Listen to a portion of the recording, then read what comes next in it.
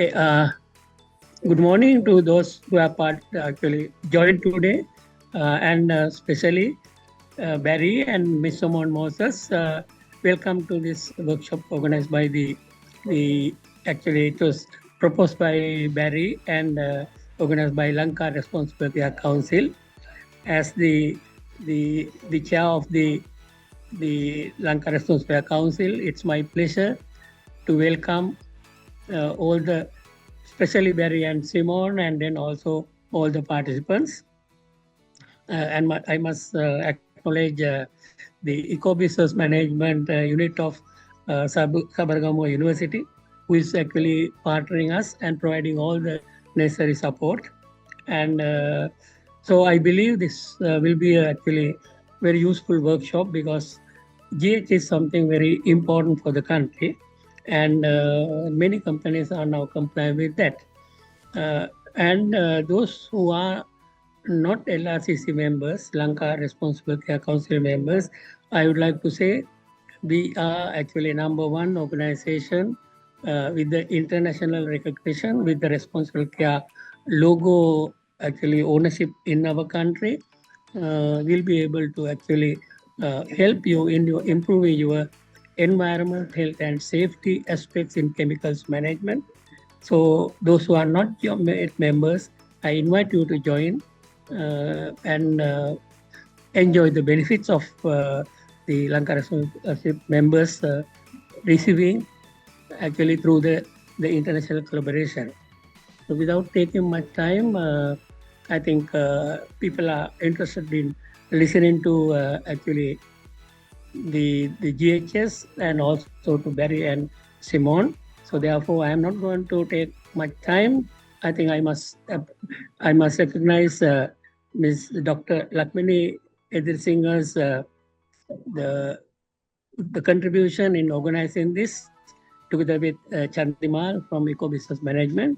So I believe that all those who are participating will be actually benefiting from this, and we will help you in implementing the GHS program in your organizations. So without taking much time, I won't be able to join.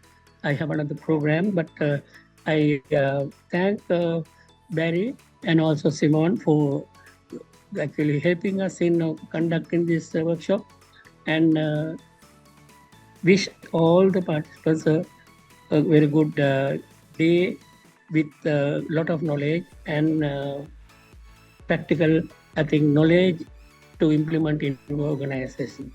So wish you all the best. Thank you. Thank you for your kind remarks, and appreciate it.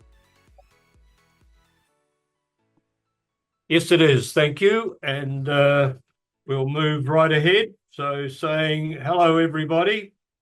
It's a pleasure to join with you once again for this Lanka Responsible Care Council event.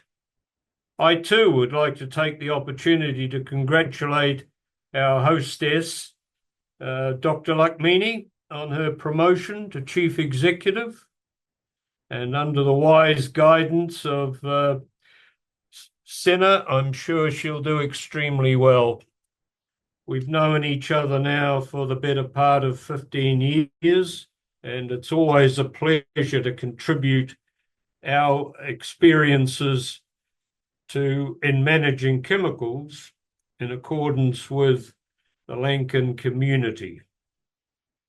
I'd like to introduce at this stage Ms. Simonne Moses, our subject matter expert on matters chemical. Simonne is a Master of Science degree and has importantly worked for more than 20 years in industry as an industrial chemist, responsible for quality control testing, research and development, and the strenuous task of maintaining ISO accreditation. She's our go-to person when it comes to managing New Zealand's hazardous substance legislation, reflecting the GHS version 7. She also contributes key association services, including our popular site assessments. She's a responder under our Emergency Response Advisory Service. She rewrites, reviews safety data sheets, and she also delivers chemical handler training. So we couldn't do what we do without her assistance and contribution.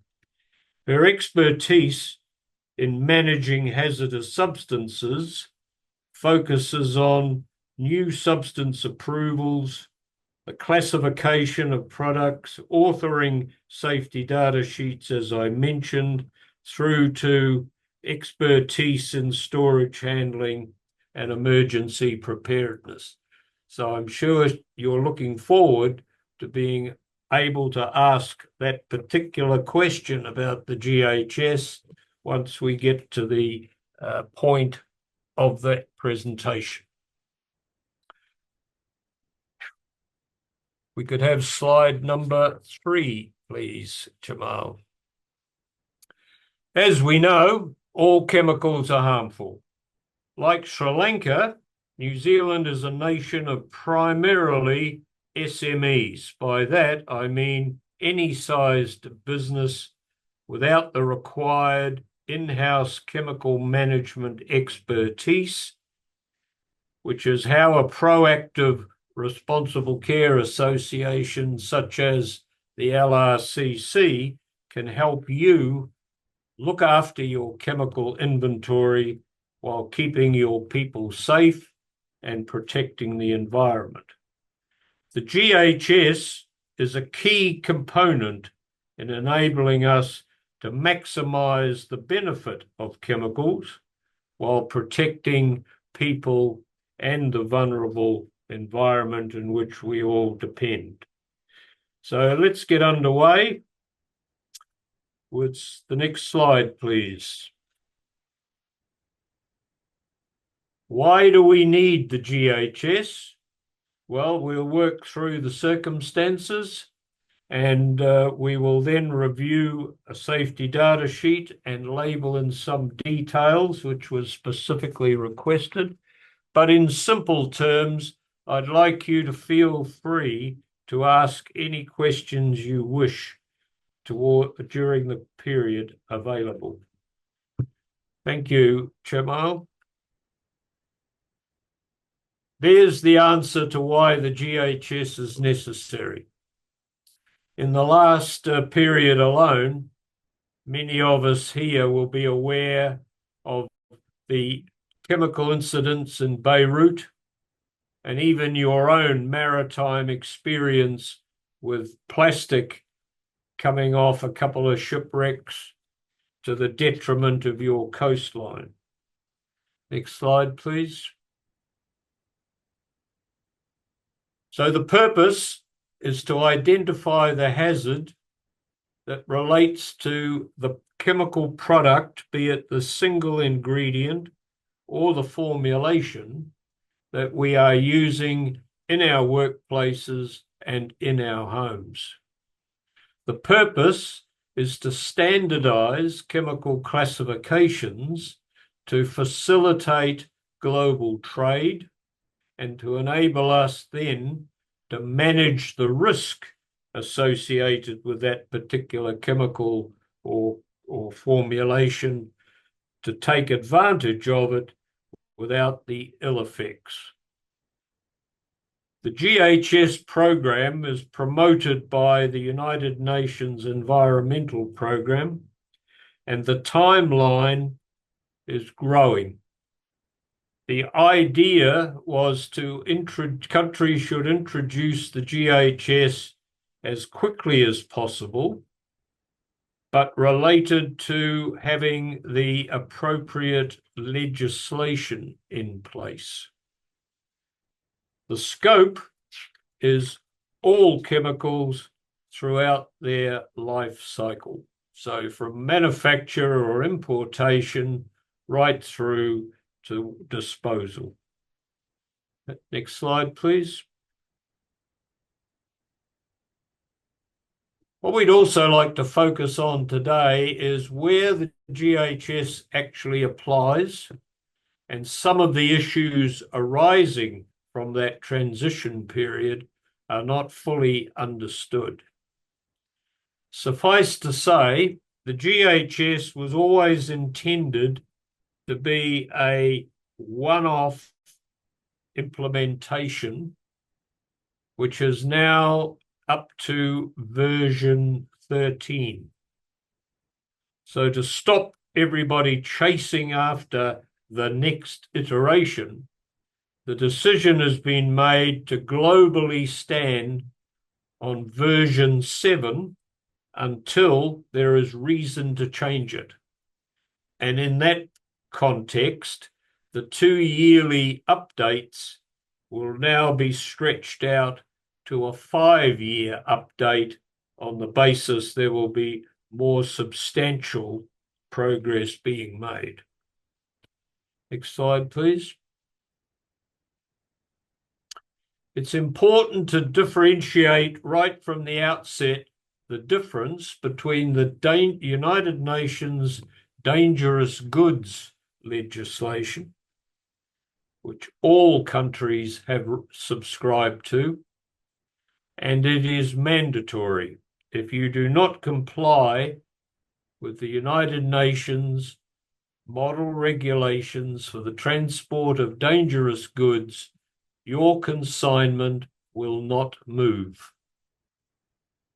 Unfortunately, that mandatory element was not also applied to the GHS, which remains a voluntary program. And as near as we can ascertain, about just over 40% of countries are implementing the GHS. An estimate, because it's not actually possible to gauge accurately how deeply ingrained the GHS is. What we do know is that approximately 30% of countries have enabling legislation. Next slide, please.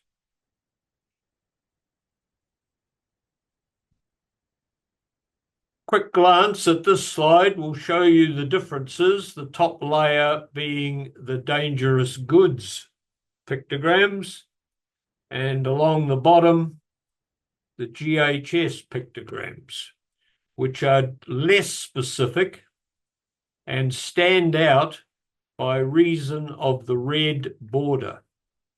Whereas you can see with the dangerous goods equivalent, there are many and varied variations, but none of them have an exclusive red border.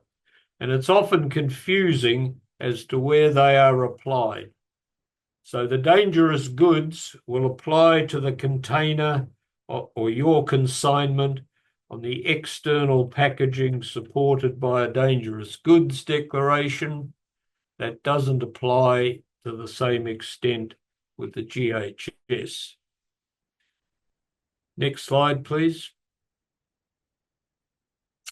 We're often asked, what's the requirement for GHS signage as opposed to dangerous goods signage? The international standard for emergency services, such as fire, use the term HAZChem. And HAZChem signage is designed to alert emergency responders to the major hazard present on that site.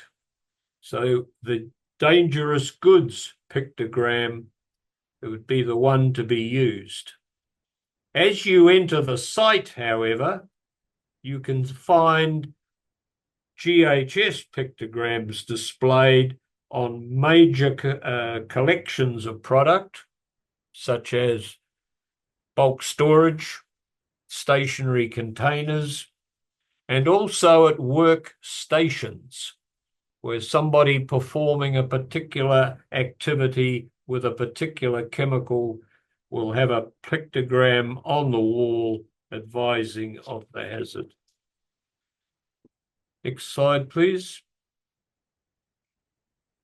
So the agreed system to standardize is struggling a little because a number of countries have yet to decide what they wish to manage. And Simonne will acquaint you of what New Zealand has done in respect of choosing which elements of the GHS that we are managing ourselves. It's up to Sri Lanka to determine what it is, which chemicals you wish to manage, and to what extent. Virtually all chemicals are captured, remembering this is a program that is intended to facilitate free trade. So it's important to have a single identifier for the chemicals and formulated products involved in the trade regime. Next slide, please. It's a great aid to product stewardship because it does give you the facility with the two programs to manage your product throughout its life cycle. And as we discover new challenges, such as lithium batteries coming into widespread use, then it can be adapted and adjusted to pick up on that particular issue and provide advice and guidance about how it can be managed. Next slide, please.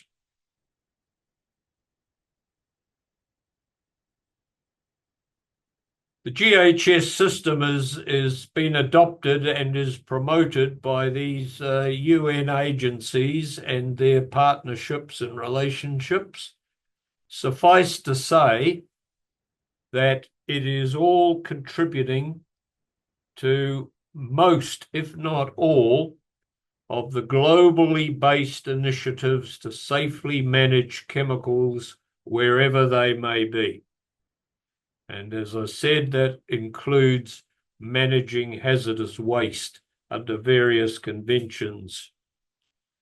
It is also an ongoing opportunity to adapt to changing environmental requirements as and when a particular issue arises. New Zealand, like Sri Lanka, has a significant agricultural sector, and a lot of the emphasis and effort goes into managing agrochemicals, particularly horticultural products, to ensure that we gain the benefits without the harm. Next slide, please.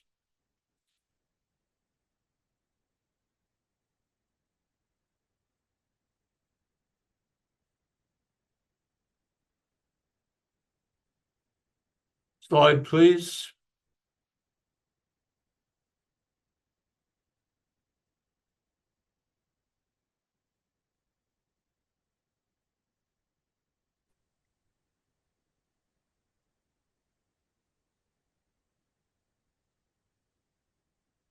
Chandimar, next slide, please.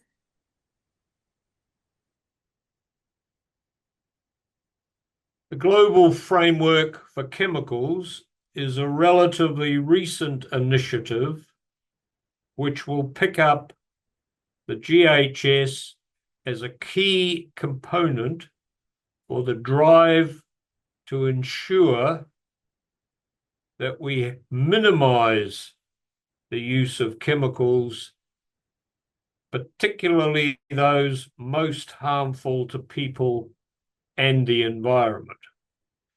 The focus, regrettably, is primarily on hazardous waste, but please bear in mind that the concept behind this is that everybody will be implementing the globally harmonized system as our contribution to the GFC.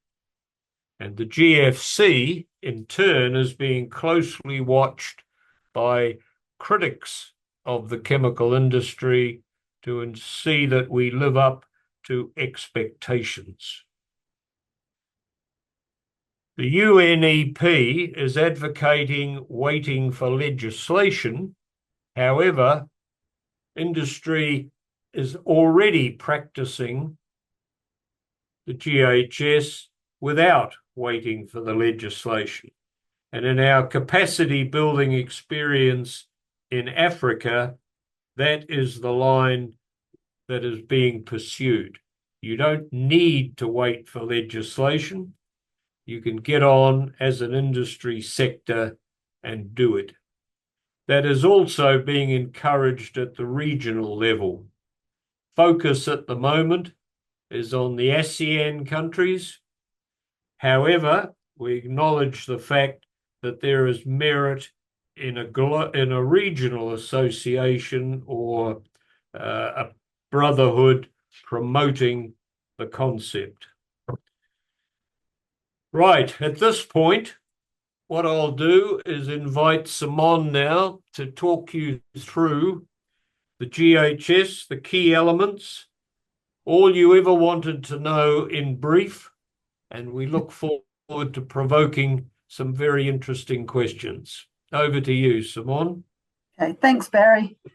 Okay, so this is a slide showing the GHS pictograms. Every pictogram you can see there has a code. So GHS 01 is always going to be the exploding bomb pictogram. GHS 08 is always going to be that chronic toxicity pictogram. So that's set out within the GHS system. These you'll see used on labels and in safety data sheets, sometimes on internal site signage as well. And they basically alert the users of the risks, precautionary steps needed. And as Barry's already mentioned, these are highlighted by the red border. The reason why we don't like to use these on external signage as well is because it's very easy to confuse some of these from a distance. So if you look at the flammable GHS02 and that oxidizing GHS03, from a distance, that's actually really hard to tell those two apart. Also, the GHS02 flammable covers flammable gases, liquids, and solids. So it doesn't sort of differentiate between that, whereas the dangerous goods diamonds actually do differentiate. Next slide, please.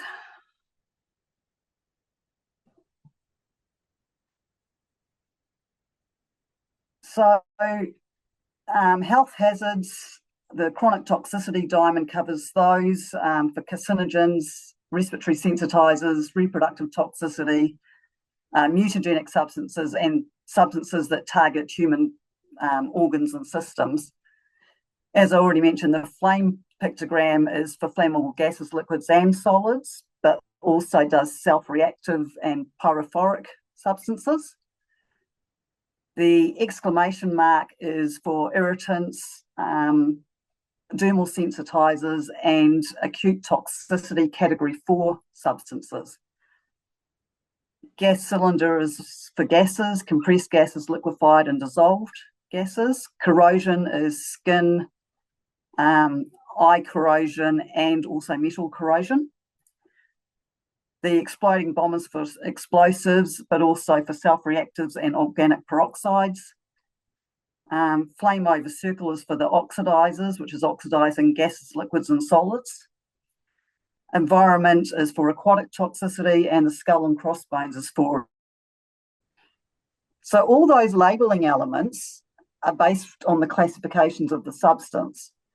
And in GHS version 7 Annex 3, there is a table that lists all the labeling elements for every single classification. And that basically determines what has to go into section 2 of your safety data sheet and what has to go onto your labels.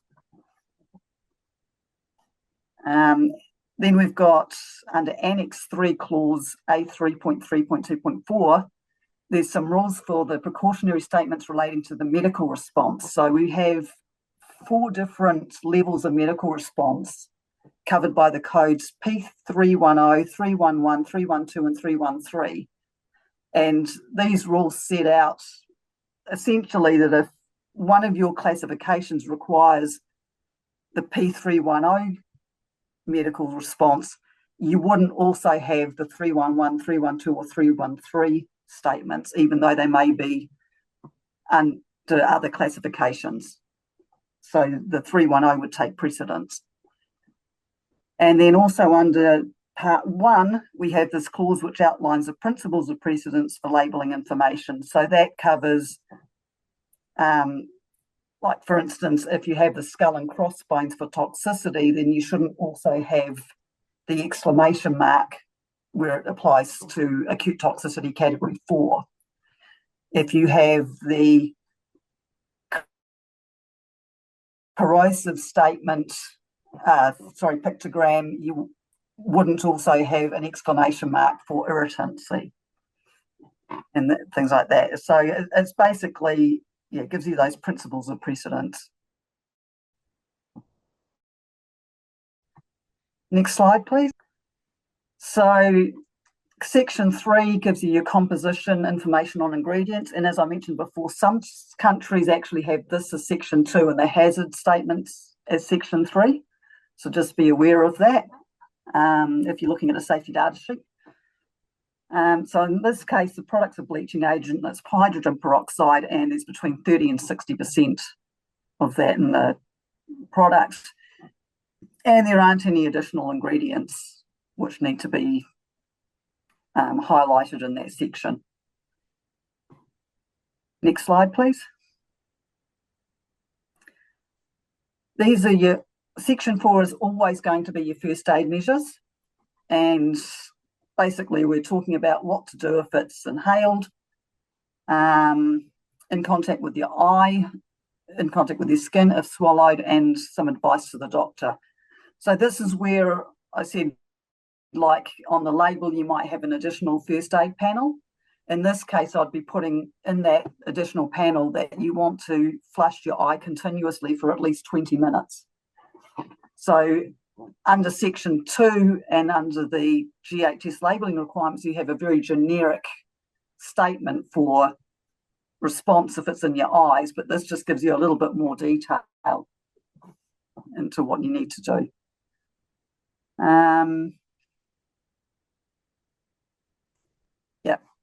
So then Section 5 is your firefighting measures. So in this case, because it's an oxidizer, it can intensify a fire. We want to keep it away from combustible materials and other organic compounds. Ideally use water spray, do not use water jet or dry powder carbon dioxide or foam. And it decomposes to release oxygen. So just generally your precautions, and then some advice to firefighters, what to do if there's, what they need to do. Next slide, please. Section 6 is always your accidental release measures. Your precautions you need to take if there's trying to clean up a spill, what PPE you should be wearing, your spill or leak procedure. In this case, you do not want to use combustible products such as sawdust or textiles because that may actually cause a fire. And for disposal, we just refer to Section 13. Next slide, please. Section 7, handling and storage. So we want to make sure that we cover all the precautions for safe handling, how it should be stored.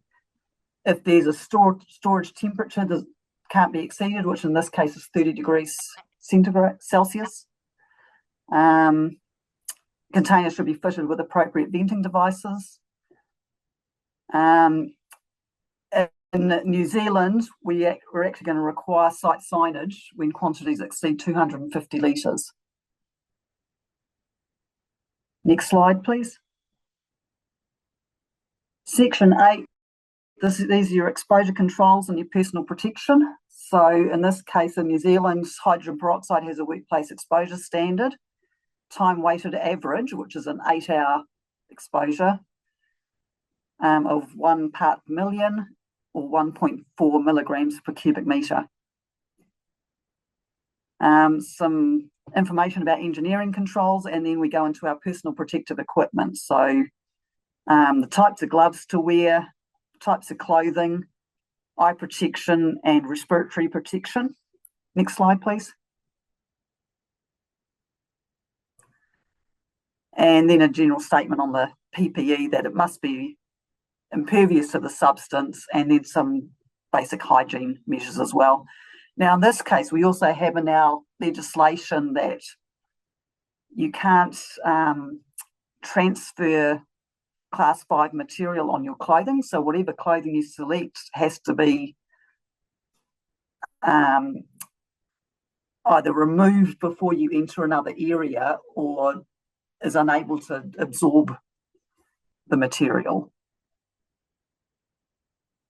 Okay, Section 9 is your physical and chemical properties. And in New Zealand, this is legislated as well as to which headings we have to have in that section. That's not the case in all overseas countries. Next section. Next slide, please. Stability and reactivity. So again, it decomposes if it's exposed to heat, may contribute to the combustion of other products. You want to keep it away from incompatible materials, heat and direct sunlight, and then what it's incompatible with. And also hazardous decomposition. Next slide, please. Section 11 is your toxicological information. And again, in New Zealand, we actually mandate the headings that have to be in this section. So we cover acute exposure, acute toxicity, inhalation, ingestion, your skin corrosion irritation, your serious eye damage, eye irritation, and your respiratory or skin sensitization. So you can see here it's corrosive to skin, it's highly corrosive to the eyes, can cause burns to your mouth if you swallow it, may actually be hazardous by inhalation as well. Next slide, please. Then we move on to chronic exposures, not so mutagen, carcinogen, or reproductive toxicant. It's not a specific target organ toxicant by single exposure, but it is by repeated exposure. And then it's also not an aspiration hazard. Now, I also include a reference there to where I've based that information from, so anyone can actually go look up the product in our chemical classification and identification database. Next slide, please. Your environmental hazards, the ecological information is section 12. In this case, it's not classified as hazardous to the aquatic environment. It's biodegradable, it doesn't bioaccumulate. And again, in New Zealand, these headings are mandated in regulation. Next slide, please. Section 13 is your disposal. So for hydrogen peroxide, we want to dilute it with water to less than 3% strength and then dispose it to an improved waste treatment system. We do not want to remove it by effluent disposal truck because they're not vented or constructed of compatible material. And then there's information on disposal of packaging. Next slide, please. Section 14 is your transport information. So there we have the transport diamonds. It's a UN 2014 hydrogen peroxide aqueous solution. Your class 5.1 and your subsidiary hazard class 8 because it's corrosive. Packing group 2. The HAZChem code and the limited quantity, and then also marine transport and air transport. Next slide, please. Section 15 is regulatory information. So in New Zealand, as I mentioned earlier, we have our group standard allocation for this and the approval number. The classifications for the product, the fact that it's listed on our New Zealand inventory of chemicals, and then what it's actually triggering for New Zealand. So in New Zealand, if a site holds more than 250 litres, they actually have to have a special certification for that site. 500 litres triggers an emergency response plan and secondary containment, and 250 litres triggers signage. Next slide, please. Excuse me, Simonne, I wonder, could you just explain the group standard concept? Okay, can we go back one slide? Yeah. So basically, yeah, in New Zealand, every single substance has to have an approval. That can either be a single substance approval, or it can be assigned to a suite of group standards. The group standards have been developed to cover the main sort of uses for different chemicals. So in this case, we have cleaning products. So any substance that is a cleaning product, there's a range of group standards under cleaning products based on classification that you can assign your product to. So in this case, it's because this product's an oxidizer, we've got it assigned to the cleaning products, oxidizing liquids and solids, corrosive group standard. Other products may be assigned to just a corrosive group standard, or they may be assigned to a cleaning product subsidiary hazard group standard, cleaning products toxic. So there's a whole range of them. We also have group standards for agrochemical products, veterinary medicines, solvents, surface coatings and colorants, lubricants. You know, there's a whole suite of them. So it's just a way that we can show that someone's actually looked at this product, assessed that all the ingredients are actually on our inventory of chemicals, classified it, and given it an approval. It then tells us that that product is legally in New Zealand. So it confirms the legal status, and companies, when they're making an assignment, actually have to keep a record of that assignment and how they've determined the group standard that they're going to put that product under, and that can actually be asked for at any time by our enforcement officers. Was there anything else, Barry, that you... Well, I just make the comment that this actually started as a means of protecting commercially sensitive information. And the example was food flavors and personal fragrances, because the ingredients, minute as they might be, were jealously guarded and not willingly made available. So the idea was to group those products which could be managed under a single approval in the first instance, because getting an approval is quite a prolonged administrative effort, shall we say, and also to minimize the cost, that the opportunity is now for the manufacturer and the importer of the product to make the decision to put that particular product into an appropriate group standard, and that was the only action they needed to take, unless, of course, they were subsequently challenged over the appropriate accuracy of their choice. But it saved industry huge amounts of time and money by having a group standard capability. And Simonne, you can tell me how many group standards there are now, over a couple of hundred. I don't know how many there are. There's a lot. Yeah. Something in the order of 200 group standards, which proves the value of that particular approach. Thank you.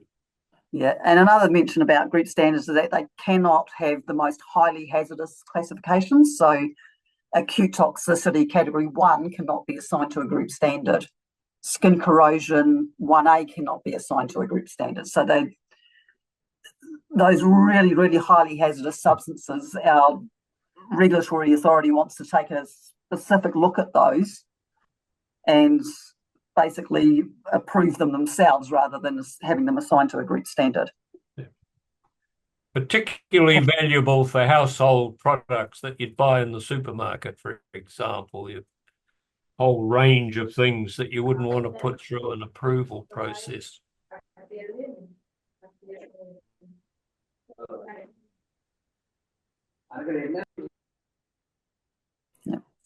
Next slide, please.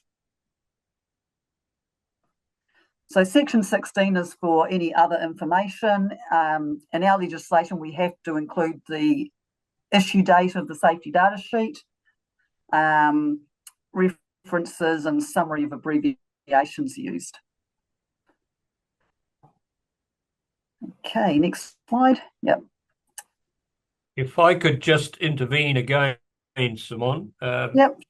we can't stress enough the importance of a compliant safety data sheet. This document is the encyclopedia of knowledge about that particular substance or that particular chemical product. The responsibility on an employer is to have a compliant safety data sheet readily available at the site for the benefit of emergency responders, but also for personnel with responsibility for workplace health and safety and emergency preparedness. The safety data sheet has a 5-year review requirement, so there's the opportunity to update it as and when new information comes along. And safety data sheets can range anywhere between typically 10 to 20 pages in our part of the world, or up to 90 pages for products coming out of the European community now. So please don't underestimate the importance of having a current safety data sheet readily available to those who need it. Thank you. Okay. So in terms of Sri Lanka, I mean, you can decide which categories and classifications are going to be relevant to you. For example, you can ban specific substances. You can have extra protection for unique environments. In New Zealand, we actually have extra classifications for terrestrial ecotoxicity, and that's for soil, terrestrial vertebrates, and terrestrial invertebrates. And you can include consumer quantities, which helps out small to medium-sized enterprises. Yeah, so next slide, please.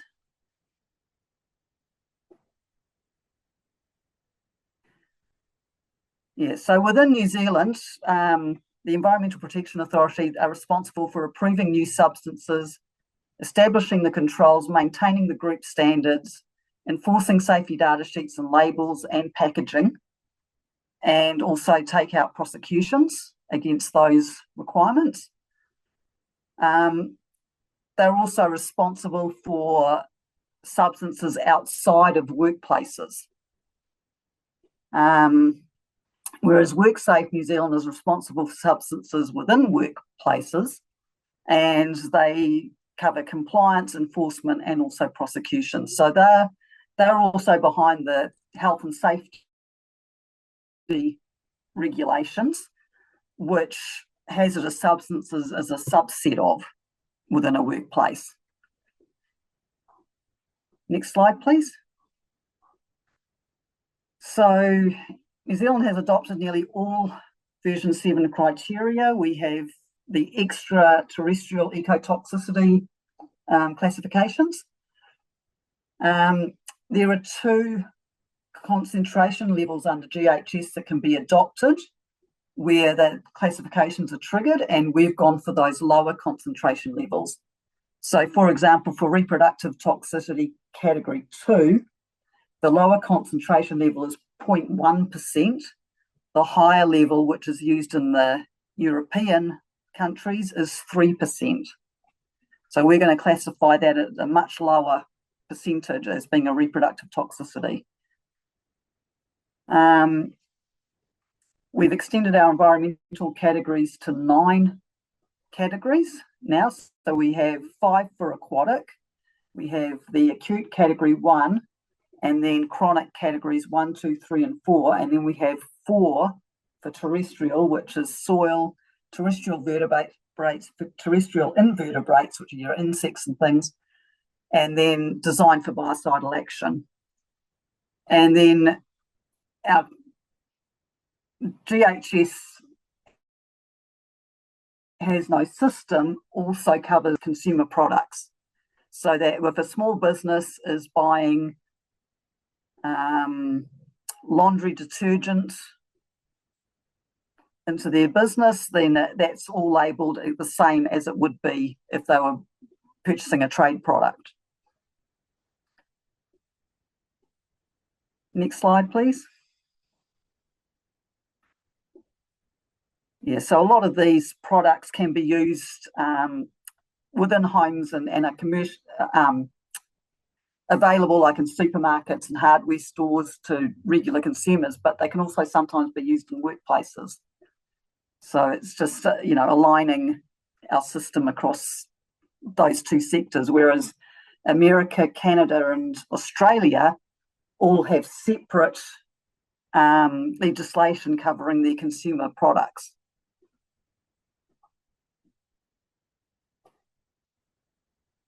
So New Zealand hasn't adopted acute toxicity category 5 for oral inhalation and skin contact. We haven't adopted skin irritant category 3, aquatic toxicity acute categories 2 and 3, aspiration has a category 2, hazardous to the ozone layer, and we've also not separated out things like carcinogenicity to 1A, 2A. We just have category 1. Any particular reason for those choices, Simonne? A lot of these were because our main trading partners didn't adopt them. So the acute toxicity category 5 and the skin irritant category 3 wasn't recognised in Australia. Okay. And it was causing issues when we were bringing products from Australia into New Zealand, that suddenly they were triggering all these extra classifications. Thank you. Yep. And I think it's over to you, Barry. Right. Well, thank you very much. Appreciate that. Just by way of explanation, New Zealand and Australia, although 3,000 kilometres apart, have a very integrated economy, and that includes the manufacture of many chemical products which we simply then import. It's been the death of the local industry in many areas, but it makes sense from the point of view of economy of scale, particularly for the large retailers and hardware suppliers. Right, we thought, talking to Sri Lanka, it might be of interest to focus on the garment industry, as I am wearing a shirt manufactured in Sri Lanka. This, however, is not the Sri Lankan example, but it is, I think, relevant across the garment sector. You'll see there the problems involved, the wide range of chemicals, particularly variations in type and quality. And again, safety data sheets ranged from superb to a waste of paper, depending where they came from. In addition, there were always labelling problems, which is of particular interest to workers. I think it's fair to say that few workers will ever see, much less study a safety data sheet, but they will always be faced with a label on a container unless it has been decanted, and we'll come to that in a moment. So the first source and most important source of information about that particular product and the way it must be managed will be on the label. and you might want to question further on that during the Q&A session. It's common practice in industry to decant particular large quantities into smaller containers, and you're all aware, I'm sure, of workers who've decanted a cleaning product or a disinfectant of some kind into a popular soft drink bottle or container, a water bottle, and finished up being harmed when they're actually taking a sip. It's also helpful to have an appropriate pictogram at the workstation to alert emergency responders to the most likely source of the incident.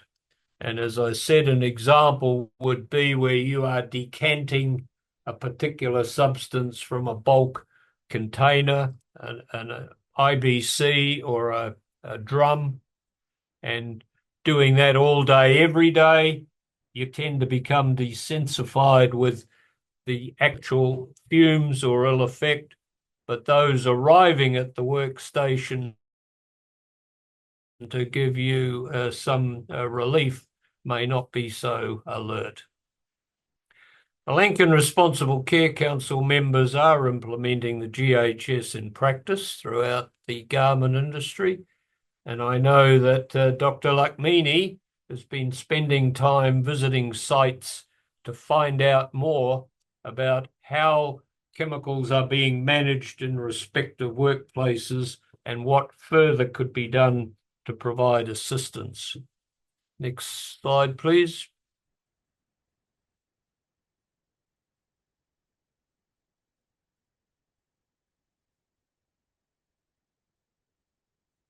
Next slide, please.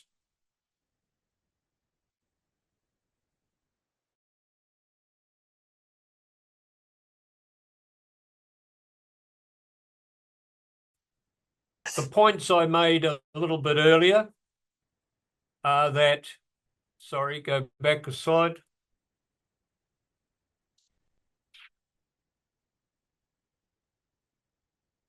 That's it. Thank you. Your considerable progress is being achieved without waiting for regulations. It's a well-versed, well-known program now, and there are plenty of people who can provide advice about the extent to which a country can develop the tools, raise awareness, and conduct training programs to help industry implement the GHS. Some of it being driven by multinationals. If you wish to have our product in your country, you must make sure that it is being properly handled, managed, disposed of.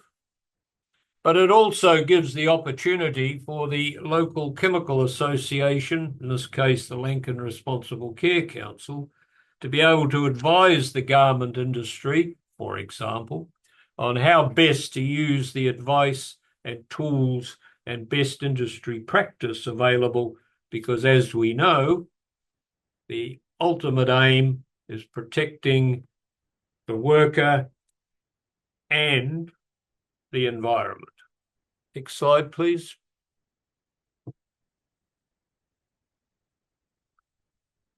So to underline what Simonne has already said, you have the opportunity to tailor the application of the GHS to your particular circumstances. In New Zealand, we have tried to minimise the extent to which we have not adopted GHS criteria. Having said that, there's also the opportunity to consistently review your GHS program to incorporate upcoming issues such as the hazard posed by batteries, be it battery tools, even battery cars, is going to be an ongoing issue. The Lanka Responsible Care Council is devoting a great deal of time and effort to determining how best to meet the needs of both members and non-members when it comes to using chemicals in the workplace. And I know they are working closely with government in order to come up with suitable legislation. Next slide, please. Safely managing your national chemical industry, both at the highest level and down at the worker level, is a great contribution to achieving the goals that you see on the screen. Every one of those goals can be impacted by the safe or unsafe management of the chemicals we all depend upon to improve our quality of life, provided they are appropriately and safely managed. So the support and resources you need are being provided by the local Responsible Care Association. Next slide, please. Here are some what we call compliance tools or guidance and assistance, some of which the Lanka Responsible Care Council is moving towards. They already, by the very nature of us all being here today, are helping to raise awareness about how to safely manage your chemicals wherever they are. What we call compliance tools are those products and services that have a particular purpose, and probably the most valuable are already on offer from the LRCC. One is site assessments. There's nothing more helpful, in my view, than to have a person come through your site, look around, see what you're doing well, see what you're not doing so well, perhaps even more importantly, be able to give you advice about how to correct the situation that is not yet at the required standard. That flows also into identifying the need for specialist training. The New Zealand Association has what we call our Competent Chemical Handler Certificate course, which Simonne very kindly helps deliver. And that's a very good way of making sure that the people involved with a particular chemical are competently able to be doing so. Codes of practice are a very valuable industry contribution to complement legislation. Legislation can often be highly prescriptive and extremely difficult to work through, but codes of practice explain the best practice solution to a particular circumstance. And we have codes relating to site signage, to safe content of safety data sheets, to emergency preparedness as examples of what you might wish to consider for yourselves. We also find it valuable to be offering technical advice to emergency response organizations. You'll recall the major chemical catastrophes at the beginning of our presentation. A large number of those casualties involved were emergency responders, primarily because they did not know, let alone understand, the circumstances they were facing. They were not aware of the chemicals involved and the harm that can ensue.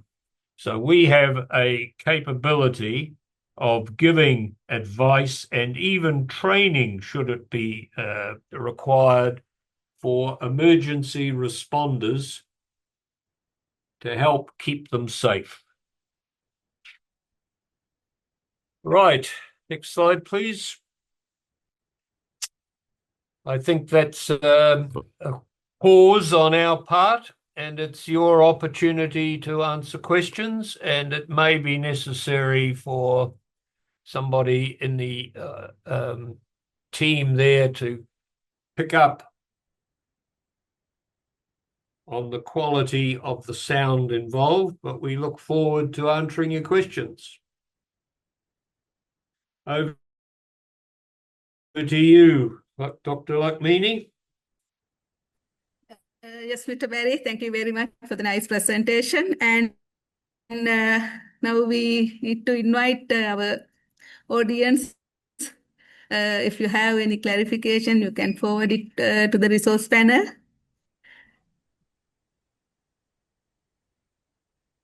We can do this two ways. We can take questions now, or you can collect questions and we will respond in due course.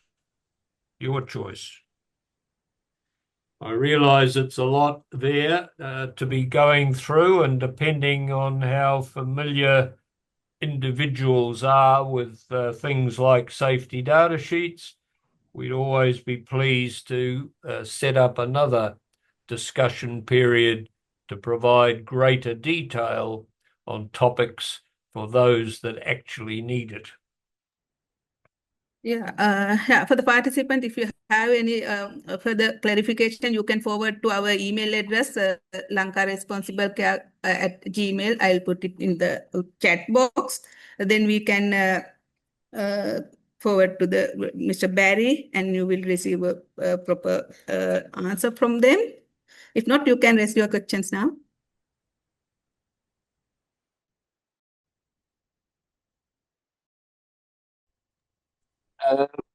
Thank you. And we got one question from, I think it's from, yeah, let me take it. There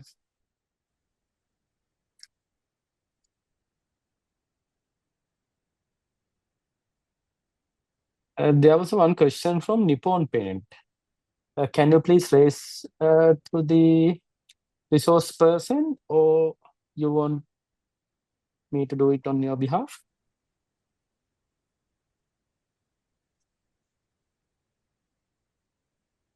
Hello. Mr. Barry, we received a question which is somewhat specific. Can you hear me? Right. Yes. Yes. It's a paint manufacturing company which is called as Nippon. We at Nippon Paint Lanka, we would like to know how to prepare the MSDS for paint materials. Well, that's a question for Simonne. Yep. Who has a history with paint manufacturers. Paints can be tricky depending on how many products are in there. You basically have to first work out all the ingredients and their concentrations. So I've had some paint products which also included other mixture products. So then you've actually got to get the information for those mixture products and add that in. So you can end up with about 40 different chemicals, so it's quite involved. But once you have every ingredient and its concentration in the paint, you then have to look at how each of those ingredients is classified.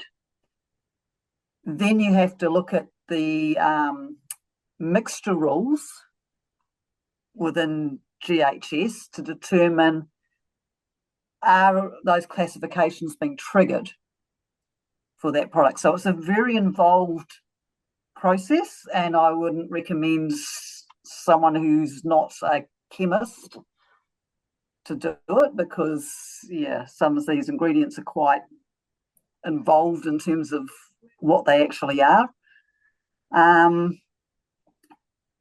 But then once you know what's being triggered for each classification, you then have to go through and see, is there anything that can be combined?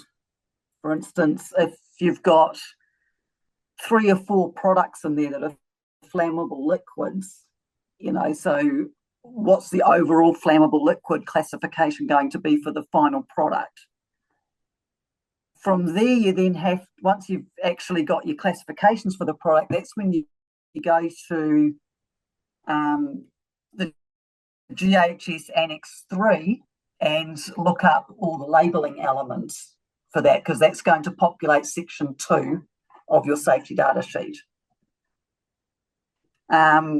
Also, those classifications are going to determine what your first aid's going to be, what your spill response is going to be, your fire response, the PPE, and all the other sections of that safety data sheet. So, yeah, it's a very involved process, particularly if you have a lot of ingredients in your paint product. Yes, that's an excellent question, because it also allows me to comment on the value of group standards. You'll recall we talked at some length about what a time-saving, cost-saving exercise group standards can be. If you think in terms of the paint industry, what it amounts to would be having 5 boxes, each marked with the appropriate composition of a type of paint. For example, the first box would be water-based paint. The second box would be solvent-based paint. The third box would be automobile finishes. The fourth box would be marine anti-pollutant paints.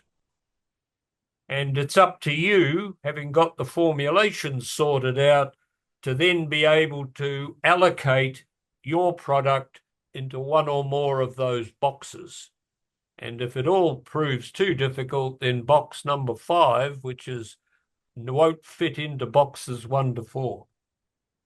But an example again in New Zealand, you can walk into a paint shop and on the wall are little samples, thousands of little samples. Technically, each one of those would be defined as a product under our legislation that has been overtaken, and you would have had to manage them accordingly. But changing the colour of a paint doesn't necessarily change its hazard profile.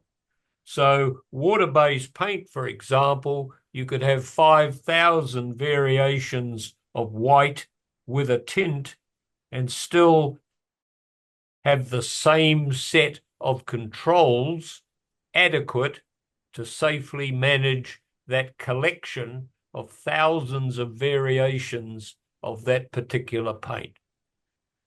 So that's a simplistic example, but I would just underline what Simonne said. You really need a chemist, a technical expert, to start compiling safety data sheets, because as I said, that is the encyclopedia of knowledge. It must be 100% accurate. No room to maneuver. If it's not acceptable. So if you are thinking about having somebody in your organization upskilled, start with a chemist. If you're thinking about using an external contractor, be very, very careful about how you choose that particular contractor and demand to see evidence of their work that they can live up to expectations. But a good question. Thank you. Yeah, just another comment there around the competency of someone who's writes safety data sheets. We typically say that person needs 2 to 3 years of being mentored under somebody else who's competent to be able to write a safety data sheet and be competent in it themselves. That's certainly what I had. One of our main subscribers, that's what they do. 2 to 3 years of being mentored. So it's not something you're going to learn in a 3-day course or, you know, just using a program or something like that.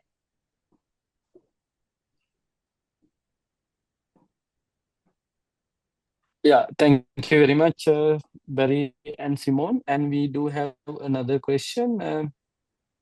It says like when we get MSDS from chemical suppliers, how do we validate that the compliance against GHS? Apart from that, it is mentioned in the document as compliance. The document itself, it says it is already complied, so that how we can validate that is with respect to GHS. So that's the question. So, I mean, you're looking for the key elements there. Is it in a 16-point format? Does it have the labelling elements in section 2? But then if you want to go further, you actually then look for, again, the technical aspect of it, looking at the ingredients in section 3, working out what the classification should be, making sure that they align with what's given in section 2. I mean, for us, we actually have our safety data sheet notice, which mandates what has to be in each section of the safety data sheet. So we can actually take a safety data sheet and compare it against that safety data sheet notice and make sure that, like, for instance, under section 9, we have 18 required headings that must be listed under section 9. So that's usually the first place I'll go to if I'm looking, especially at an overseas safety data sheet, to see if it's GHS compliant or, compliant in New Zealand would be section 9. Does it have all 18 of those headings? So again, it can be quite technical.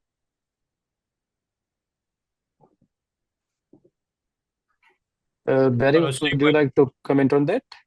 No, I just Right. underline the fact that putting safety data sheets together is not an overnight success. You've really got to know what you're doing, and Simonne has emphasised that. She does the safety data sheets all day, every day, and she would be the last to recommend any sort of shortcut or streamlining of the approach. It's difficult, but it's, again, vital if the safety data sheet is to achieve its aim, which is to help you safely manage your product. We see a lot of safety data sheets from offshore suppliers don't have the identification of the ingredients or the percentages or similar shortfalls, which can make a huge difference to the risk posed by the people using them. And that becomes particularly important when the worst does happen and they are exposed to the product, and then the emergency services, in this case, the healthcare sector, doesn't know exactly what they're dealing with. Yeah, I'm also very mindful, because I'm also one of our emergency responders. When I write safety data sheets, that my fellow colleagues also have to use these safety data sheets if they're responding to an emergency. So, I try to keep things as consistent as possible within the sections, so that, once people are familiar with my safety data sheets, they know exactly where to find information.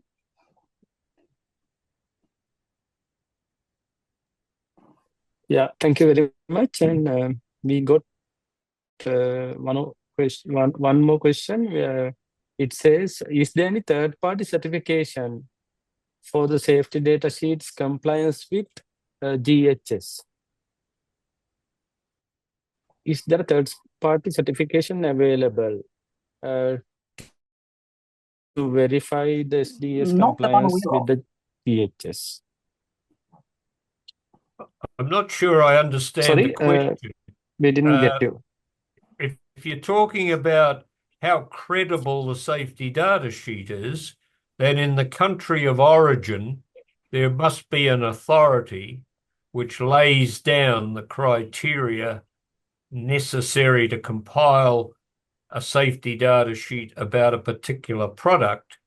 And if that product is coming from North America or Japan or Europe or England, you can be reasonably assured of the veracity of the information.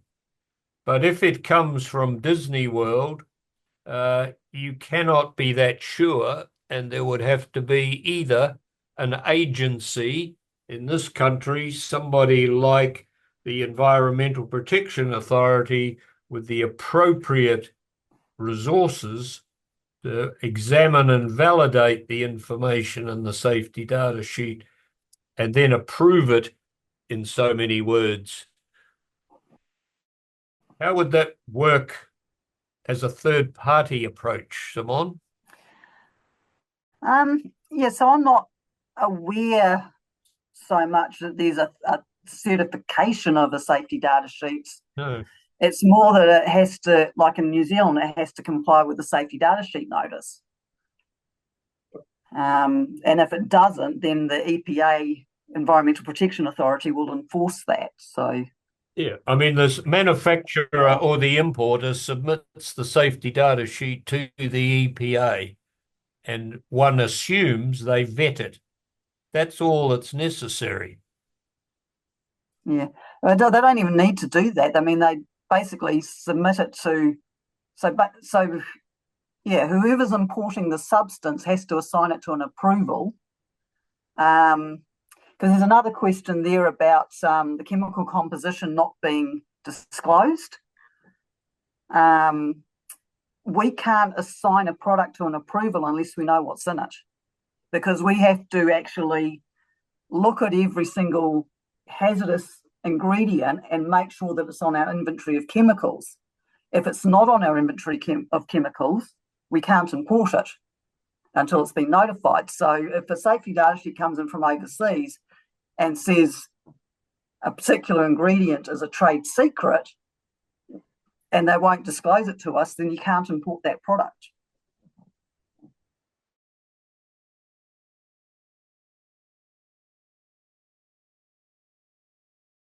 Responsible for the safety data sheets and having those updated to New Zealand compliance against the safety data sheet notice.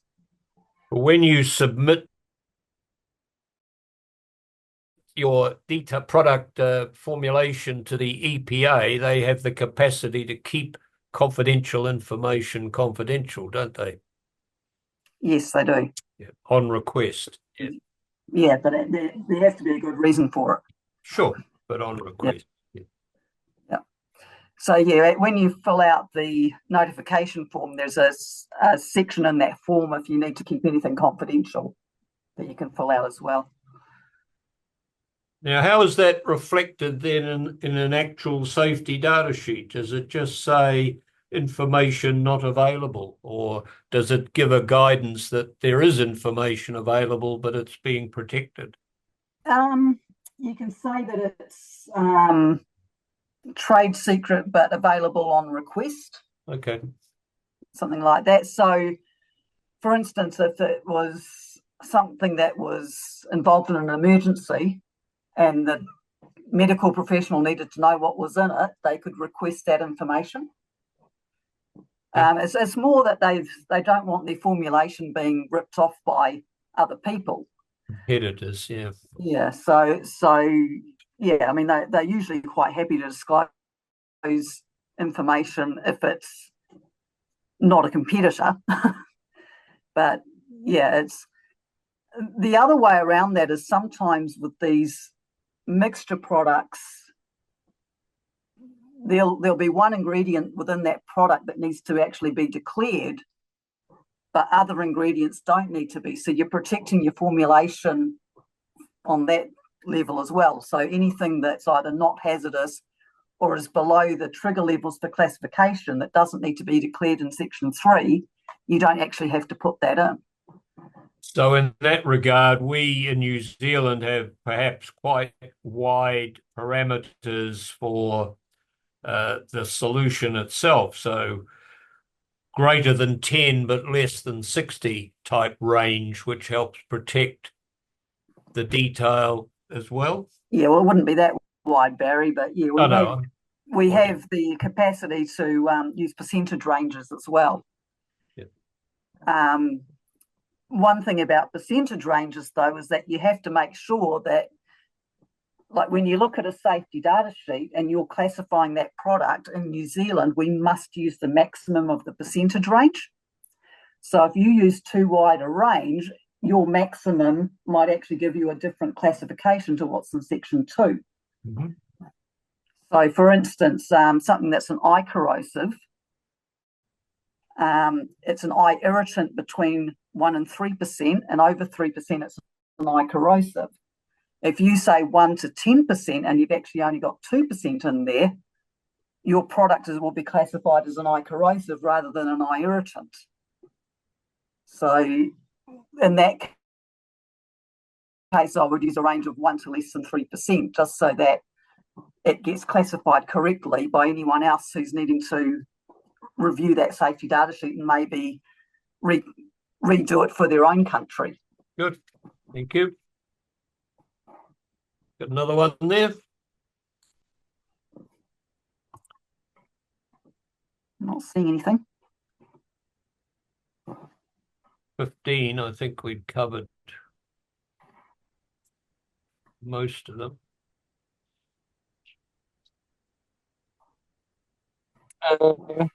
Yeah, I got one more question, Barry and Simonne. Is it acceptable to use the supplier's transport information labeling system inside the plant as the primary method of communicating chemical risks to workers? So the transport information only covers certain hazards. It won't cover like any chronic toxicity, irritation, sensitization, or anything like that. So it's quite limited in what it will actually tell you. So it'll tell you if it's flammable, it'll tell you if it's corrosive, but it won't necessarily tell you that it's a skin sensitizer. As soon as that consignment arrives on your loading dock, the DG requirement is transferred to the GHS, which is much more precise in identifying the issues that you need to address. So the answer I would give is no, you don't use the DG criteria once it comes up on your dock, once it arrives on site.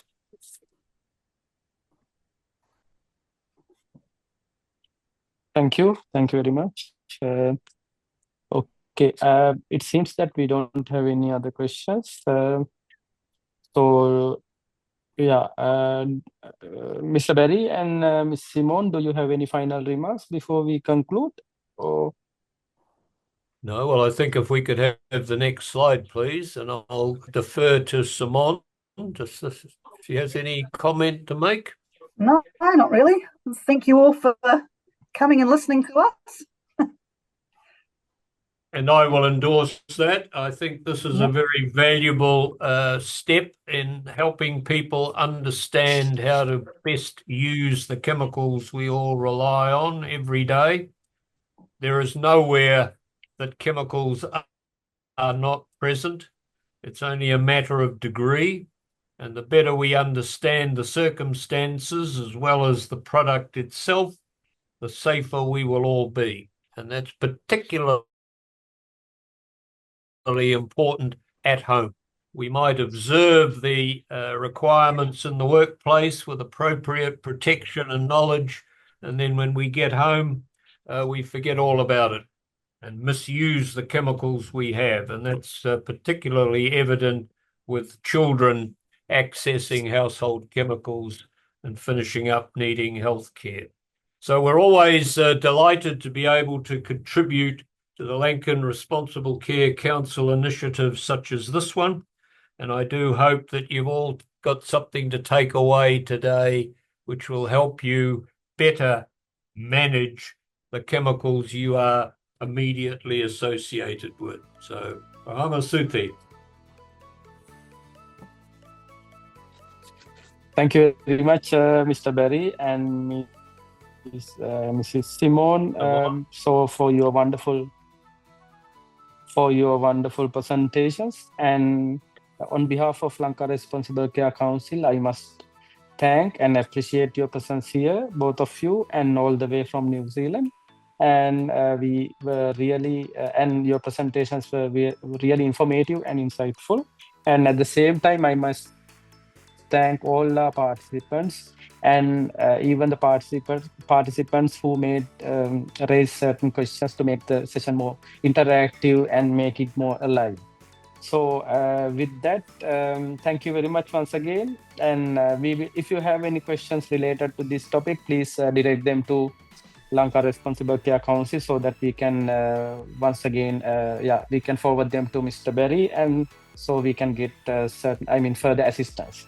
So with that, thank you very much, everyone, and have a wonderful day. Thank you. Goodbye. Bye now. Thanks. Thank you. Bye. Bye. Thank you, Mr. Berry. Thank you, Simonne. You're very welcome, as always. Kind wish.